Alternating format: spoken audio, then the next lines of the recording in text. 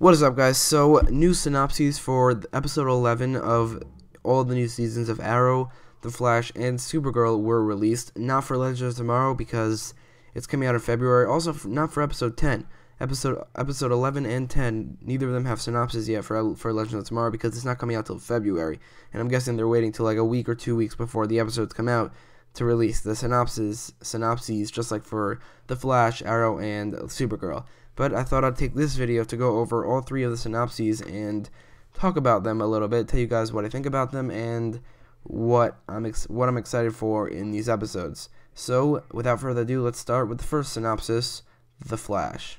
So, the synopsis for The Flash, Season 4, Episode 11, actually titled The Elongated Night Rises, which is clearly a play on the movie The Dark Knight Rises, which is another DC movie, which is pretty cool. But the synopsis reads, when a familiar villain returns to terrorize Central City, Ralph, guest star Hartley Sawyer, must rise up to defend the innocent, while Barry, Grant Gustin, is detained by his trial. Meanwhile, Barry searches for the strength to keep his optimism alive in the face of his new circumstances. So, the synopsis, in the beginning it says, when a familiar villain returns to terrorize Central City, Ralph must, and so on and so forth. That villain, it was confirmed a while ago, he appeared in a lot of set photos. That villain is the Trickster, but not the good Trickster, not the Mark Hamill version, but his son, Axel Walker, which is nowhere near as good of a villain as Mark Hamill. It would have been pretty cool if Mark Hamill returned for this episode, but no, we get the other Trickster, Axel Walker. And then it says Ralph must rise up to defend the innocent while Barry is detained by his trial. This not only confirms that, actually it only confirms that Barry is still in trial, which is pretty awesome. The fact that the trial lasted for at least 2 episodes, more than 1 episode. Just looking at Flashpoint, they totally messed that up by only having it 1 episode. The fact that this trial, the storyline, the trial of the Flash is going to be more than 1 episode. It's at least 2. It might even be more than 2. But the fact that it's more than 1 is pretty awesome to me. It'll be like a 2-parter episode, which is pretty awesome. But we see that Ralph must rise up to defend the innocent while Barry is detained by his trial, which means that, also going off the title, this is the episode that Ralph becomes the elongated man. We know from episode 9, Ralph said that he still doesn't have a name, which means that they just call him Ralph, I guess, whenever they're in the field. But this is the episode where he probably gets the name, the elongated man, and hopefully he gets a new suit. We know by the set photos he does not have a new suit, at least when the first time he fights Trickster, he doesn't have a new suit, but hopefully he, at the end of the episode, he not only gets his name, but also his new suit, which I'm pretty excited for. So then the synopsis ends, saying, meanwhile, Barry searches for the strength to keep his optimism alive in the face of his new circumstances. So obviously his new circumstances could obviously be the fact that he's on trial for murder, but the problem I have with that is that this episode will come out around January 20-something. So that's a whole month after he got arrested on Christmas, unless if this episode takes place like a couple days after that, unless if they're not following actual dates and this episode will take place just a couple, maybe even a week after he got arrested. But I doubt it. I doubt that'll be true. He probably will follow the real date. So that means that this takes place a month after he got arrested. So it's not exactly new circumstances. So maybe what they're talking about with the new circumstances is that his identity was recently revealed in episode 10, which is a big thing. It's like one of the biggest things to come out of the trailer, that, what's her name, Joe's girlfriend told him that he should reveal his identity to the world, to the public, and maybe he actually does, and maybe that's the new circumstances they're talking about. Cecile Horton, that's her name. Cecile Horton tells him that.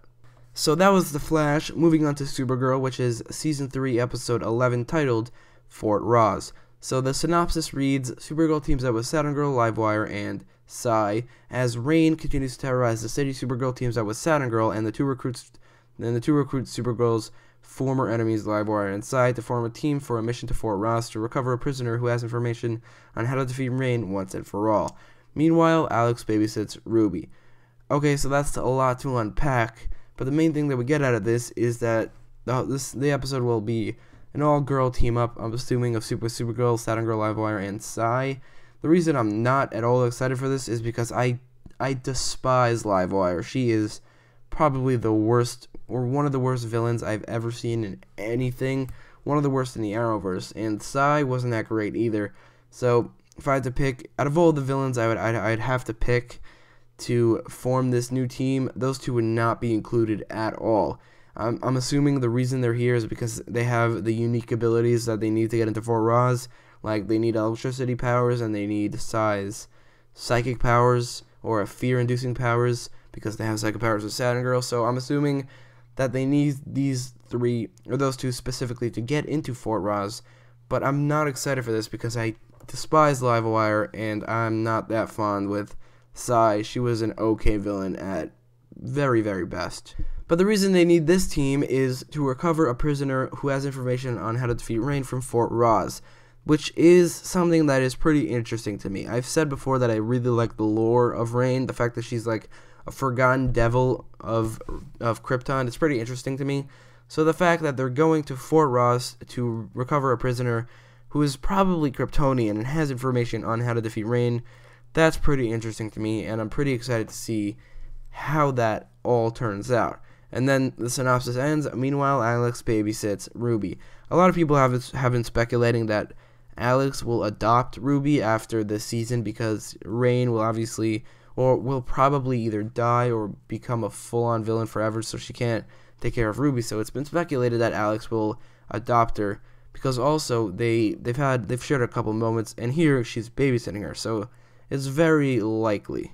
So this synopsis confirms that Supergirl will wake up from the coma in episode 10, which is fine and all, but I would have much preferred if she woke up in episode 11, because that would have made the mid-season finale whole thing where Rain completely obliterates Supergirl much more impactful. Or at least I'm speculating that it would be more impactful if she woke up in episode 11 rather than 10. Also, that would have given us the ability to focus more on Martian Manhunter, but more specifically the Legion of Superheroes. So while this isn't a complaint or anything, it's just I'm tiny little bit disappointed because that would have been pretty awesome, but it's not a complaint at all. This is 100% fine. This episode, however, the synopsis for it doesn't look that great because it's going to focus around Livewire. The fact that she's in this episode at all is not something I'm excited for at all. I despise her.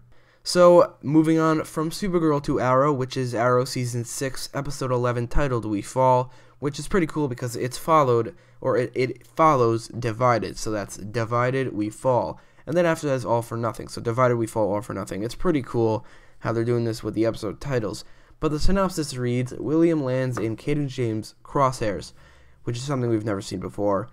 Adrian Chase and Amy Dark. But moving on, Cayden James, guest star Michael Emerson, ups the ante by launching his plan to take control of every aspect of the city. Despite the scope of Cayden's plan, Oliver, Stephen Amell, is determined to foil it with just the original Team Arrow, and without the aid of Renee, Dinah, and Curtis. But things get complicated when William is endangered as a result of Cayden's handiwork. So the synopsis begins by saying that Cayden James is launching his plan to take control of the city. And up until now, we actually haven't known Cayden James' plan. They've hinted it here and there, saying Cayden James wants to destroy Green Arrow. I'm pretty sure they said that in episode 7, but we really haven't known. They really haven't told us anything else other than that. But now I guess we know his endgame is to take control of the city, which is relatively original for the show. I mean, for 4 seasons in a row, they were just people who wanted to destroy the city every time, getting bigger and bigger. First starting with the Glaze, then season 3 and 4, season 2, the city, season 3, the people of the city, and then season 4, the entire world. And then in season 5, they changed it up a bit, and here it looks like that they're changing it up again for season 6. Instead of destroying the city, he wants to take control of the city, probably to make Green Arrow a public enemy or something, which isn't he already?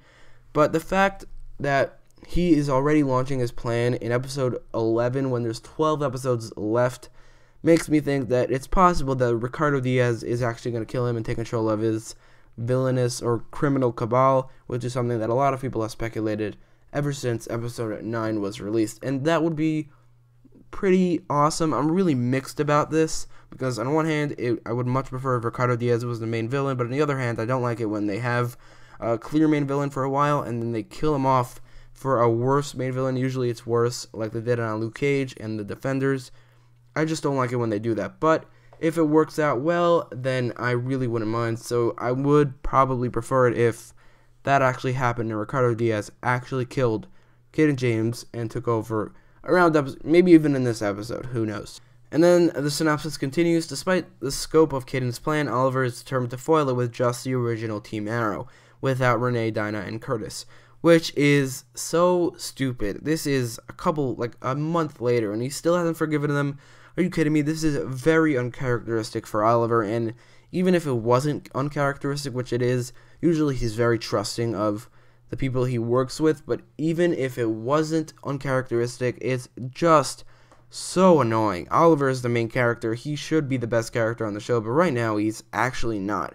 He is so annoying right now, and the best character is probably one of the new recruits. I'm not sure which one, but probably one of them, which sucks because the show is about Oliver Queen, but the fact that he's being such a dick to the new recruits is so annoying. But then it says, things get complicated when William is endangered as a result of Cayden's handiwork.